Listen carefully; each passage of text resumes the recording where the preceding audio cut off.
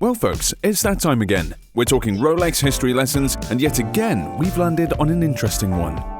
Today we're focusing on the Milgauss, a watch that has always been and will always be a bit of an outlier in the Rolex collection. Though it certainly isn't without its charms. Even though it dates all the way back to 1954, it has really only seen two major redesigns.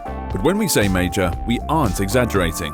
The initial reference was the 6543, which only lasted a couple of years in production. And looking at that first model, there was very little that distinguished it from a Submariner, other than the word Milgauss written across the dial. Using a soft iron Faraday cage, the watch was capable of resisting magnetic fields of up to 1000 Gauss, which being in the time prior to digital electronic timekeeping, was a legitimately practical thing for those working in power plants, on railways, or several other fields. With the switch to the reference 6541 in 1956, the Milgauss added its lightning bolt seconds hand that remains part of the design of present-generation Milgauss watches. The European Organization for Nuclear Research, also known as CERN, would quickly put these watches to the test in real-world scenarios. It was offered with either a timing bezel or a smooth one, though in either configuration it managed to stand out from its siblings at the time. Not to mention, it is one of very few Rolex that occasionally appeared with a waffle textured dial. When 1960 rolled around, the Milgauss was in for some fairly significant change.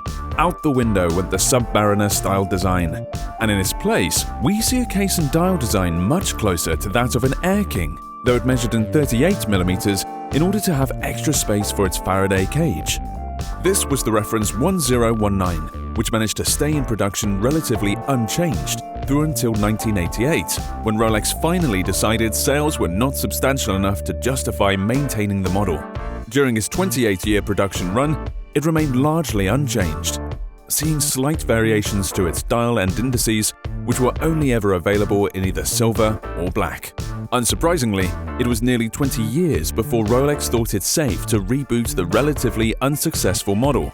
In 2007, we first saw the reference that remains in production today, the 116400. The first two models were presented with either a white or black dial and contrasting orange accents, including the return of its lightning bolt seconds hand.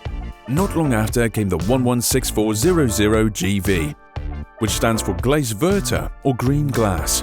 Easily the most obscure feature of the model is its green-tinted sapphire crystal that gives the watch a bit of a green halo depending on the angle it's viewed from.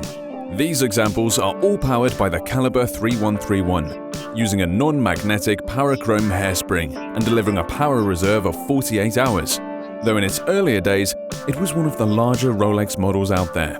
The current iteration comes in at a modest 40mm in diameter and 48mm from lug to lug, making it quite wearable for a range of wrist sizes.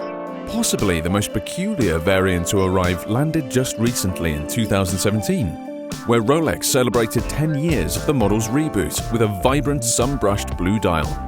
Depending on your preferences, the combination of a blue dial, orange accents and a green-tinged crystal can be a bit much for some. But if you prefer your watches a little more bold and out of the ordinary, this might be just what you're in the market for. Given its lengthy production run and the brand's push to update its calibers, we're still curious to see if we're going to get an updated Milgauss in the next year or two.